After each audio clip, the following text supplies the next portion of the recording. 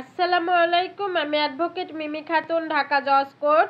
দলিল বড় নাকি রেকর্ড বড়, এই সম্পর্কে আমি আজকে আপনাদের সঙ্গে আলোচনা করব।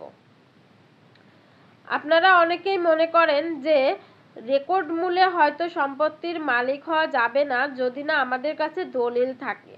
তাদের জন্য আজকের ভিডিওটি খুবই গুরুত্বপূর্ণ। দলিল এবং রেকর্ড, প্রথমেই দলিল নিয়ে আলোচনা করি।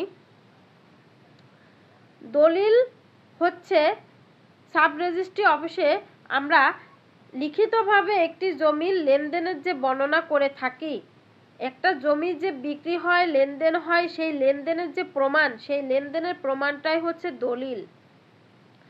এই দলিলটার মাধ্যমে সম্পত্তিটা যে হাত বদল হয়েছে সেটা কিন্তু স্পষ্টভাবে বোঝা যায়।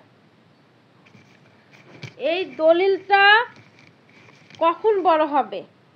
এই দলিলটা যখন সঠিক হবে তখন কিন্তু এই দলিলটার মূল্য রয়েছে। কিন্তু এই দলিলটা যদি সঠিক না হয়, তার মানে যার সম্পত্তি বিক্রয় করার ক্ষমতা নেই তার কাছ থেকে যদি আপনি সম্পত্তিটা কিনেন, তাহলে ওই সম্পত্তি যতই আপনি ওই সম্পত্তি কেনার সময় দলিলে চেয়ারম্যানের স্বাক্ষর দেন, চেয়ারম্যানকে সাক্ষী রাখেন, অথবা যতই সঠিকভাবে ওই দলিলটা সম্পাদন করে রেজিস্ট্রেশন করেন না কেন, ওই দলিলের মূল্য কিন্তু জিরো। তার মানে আমি একটি সম্পত্তি ক্রয় করেছি, দলিল যার জমি তার, এই সুবাদে আমার দলিল সঠিকভাবে করেছি, দলিলে সাক্ষী রেখেছি চেয়ারম্যানের, এমপির, হ্যাঁ, দলিলটা সুন্দর করে লেখানো হয়েছে।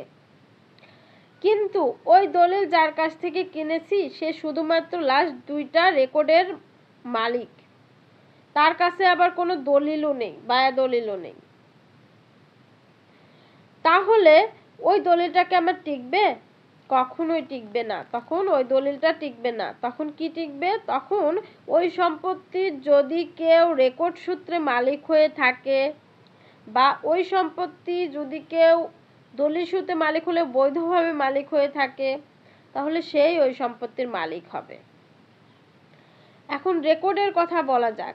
রেকর্ড হচ্ছে সরকার জমির খাজনা নেয়ার সুবাদে জমিটা কে ভোগ দখল করছে, কতটুকু অংশ ভোগ দখল করছে, হাত বদল হয়ে কার কাছে গিয়েছে, এই বিষয়টা যখন এবং কোন কোন দাগে কার কতটুকু সম্পত্তি আছে, এইগুলো যখন মৌজা ভিত্তিকভাবে যখন খতিয়ান আকারে সৃষ্টি করে, সেটাই হচ্ছে খতিয়ান।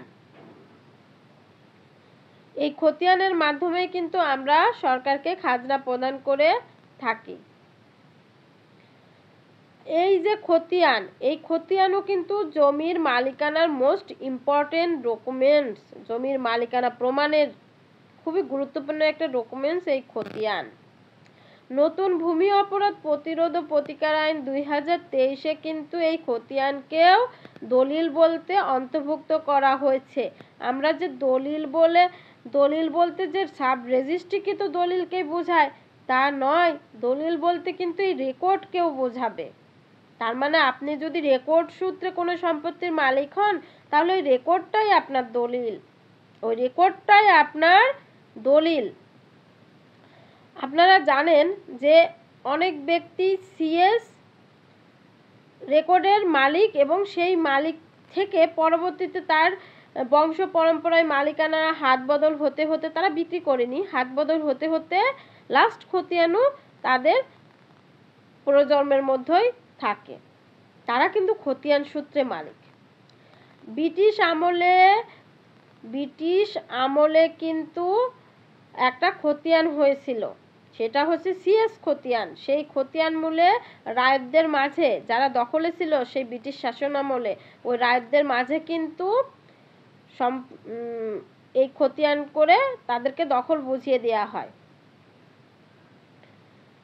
তাহলে সেই খতিয়ান, সিএস খতিয়ান সূত্রে যে মালিক ছিল, সে বেঁচে থাকতেই যদি এসে খতিয়ান আসে, এসএস খতিয়ানও যদি তাদের নামে হয়, অথবা সে মারা গেল, তার পরবর্তী প্রজন্মের মাঝে এসে খতিয়ান হলো, তারপরে তার পরবর্তী প্রজন্মের মাঝে যদি আরএস খতিয়ান হলো, এইভাবে লাস্ট খতিয়ান যদি তাদের বংশাণু পরম্পরায় হয়ে থাকে, তাহলে কিন্তু তারা খতিয়ান সূত্রেই মালিক।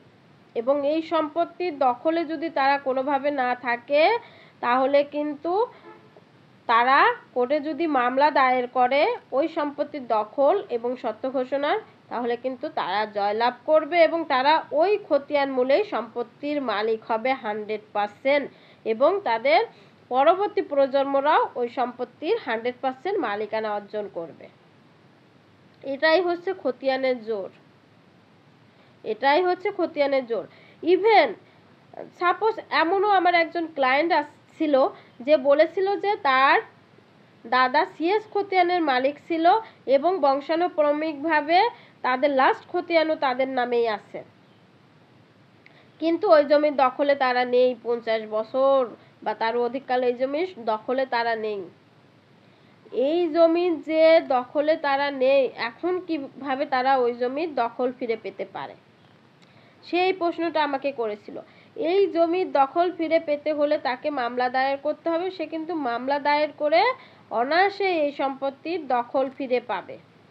ইভেন ওই সম্পত্তিতে যদি কোনো জাল দলিলও সৃষ্টি করে থাকে যে দখলে আছে সে, ওই জাল দলিলটাও টিকবে না।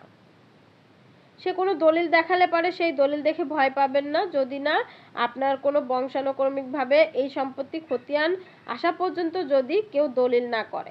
সাপোজ ওই সম্পত্তি এমনও হয়ে থাকে যে ওই সম্পত্তি সিএস খতিয়ান আপনার দাদার নামে ছিল বা আপনাদের পূর্বপুরুষের নামে ছিল, তারপরে এসে খতিয়ানও আপনার পূর্বপুরুষের নামেই হয়ে গিয়েছে। সিএস খতিয়ানে যাদের নাম ছিল স্বাভাবিকভাবে এসে খতিয়ানেও তাদের নামই করে দেওয়া হয়েছে। এখন এসে খতিয়ানও আপনাদের নামে আছে, কিন্তু আপনাদের ওই পূর্বপুরুষের নাম যাদের নামে এসে খতিয়ান ছিল তারা ওই সম্পত্তি বিক্রি করে দিল একজনকে দলিল মূলে। তার পরবর্তী রেকর্ডগুলো ভুল ক্রমে আপনাদের বংশানুক্রমিকভাবে হয়ে গিয়েছে। তার মানে আরএস রেকর্ড এবং লাস্ট রেকর্ডও আপনাদের নামে ভুল ক্রমে হয়ে গিয়েছে। বাট লাস্ট একটা মূল কথা যে দলিল, এই দলিলটা কিন্তু যার কাছে বিক্রি করেছে আপনার পূর্বপুরুষরা তার কাছে থেকে গিয়েছে, সে দখলেও আছে। এখন যদি আপনারা খতিয়ান সূত্রে মালিক এটা দাবি করেন, তাহলে কিন্তু ওই ব্যক্তি যদি তার ওই বৈধ দলিলটা দেখায়, তাহলে কিন্তু ওই ব্যক্তি ওই সম্পত্তির মালিক হবে, যদিও তার নামে কোনো রেকর্ড নেই। তার করণীয় কি হবে? সে রেকর্ড সংশোধনের মামলা দায়ের করলেই তার রেকর্ডটা সংশোধন করে দেওয়া হবে, সেক্ষেত্রে কিন্তু দলিলই প্রাধান্য পাবে।